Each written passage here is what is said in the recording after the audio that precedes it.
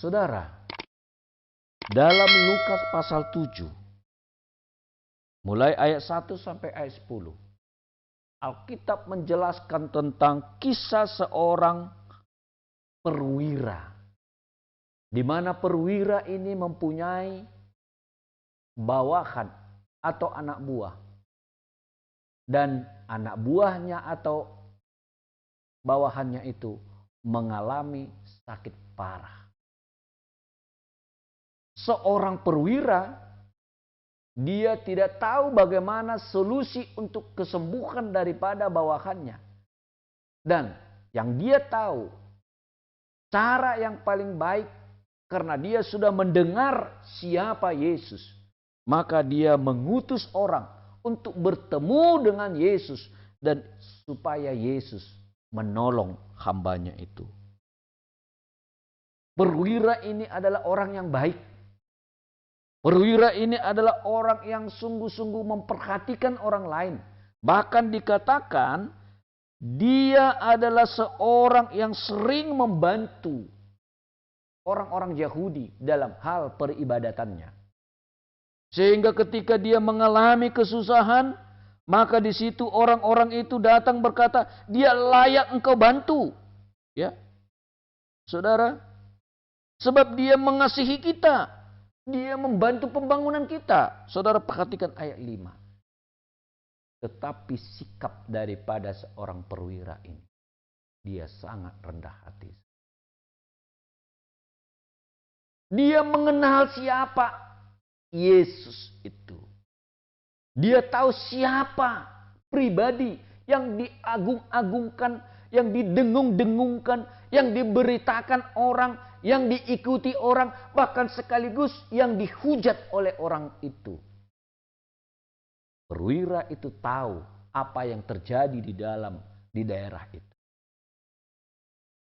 Karena dia seorang perwira, dia orang cerdas, orang yang baik hati. Tetapi dia tidak mau dan tidak mampu ingin bertemu dengan Yesus. Bukan karena dia tidak punya kesempatan untuk bertemu dengan Yesus. Bukan. Tetapi konsepnya, pola pikirnya, cara pandangnya tentang Allah itu sangat berbeda. Maka dia berkata, setelah itu dia mengutus orang lain dan berkata, sampaikanlah kepada Yesus bahwa aku tidak sanggup menerima dia.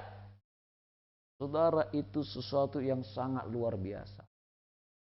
Bahkan dia katakan, suruh saja dan katakan saja, sepatah kata saja.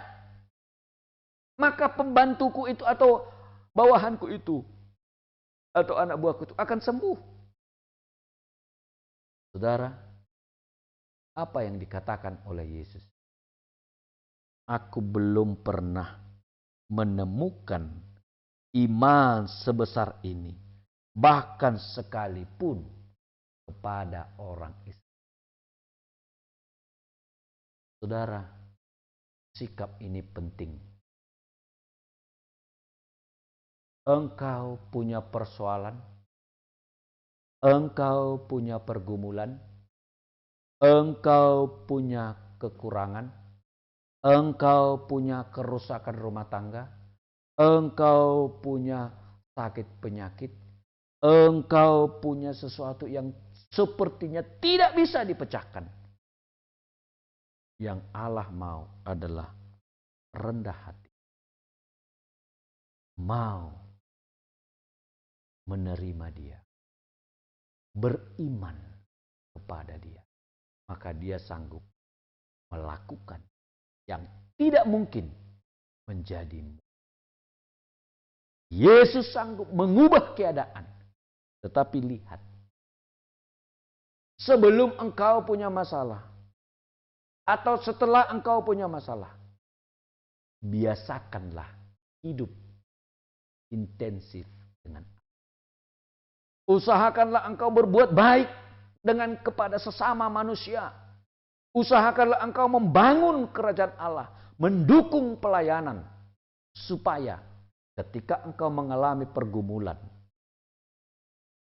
engkau tahu kepada siapa engkau mengadu. Ketika engkau segar, engkau sehat dan lain sebagainya, abaikan. Setelah sakit baru datang meraung-raung, mau menyalahkan Tuhan. Itu tidak baik. Selagi engkau sehat, engkau datang kepada Dia. Kalau engkau sakit, beriman kepada Dia. Jikalau engkau sembuh, datang mengasihi Dia. Itulah yang disebut dengan iman.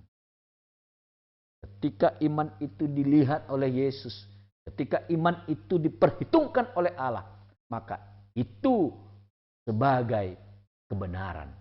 Kalau itu menjadi sebuah kebenaran, maka jawabannya akan segera tiba. Jadilah kepadamu sesuai dengan engkau katakan, maka sembuh pada saat itu juga. Jadilah kepadamu sesuai dengan engkau imani, maka terjadi mujizat pada saat. Percayalah kepada Yesus, jangan bimbang. Terima Dia, ikuti Dia, layani Dia. Tuhan Yesus memberkati. Amin.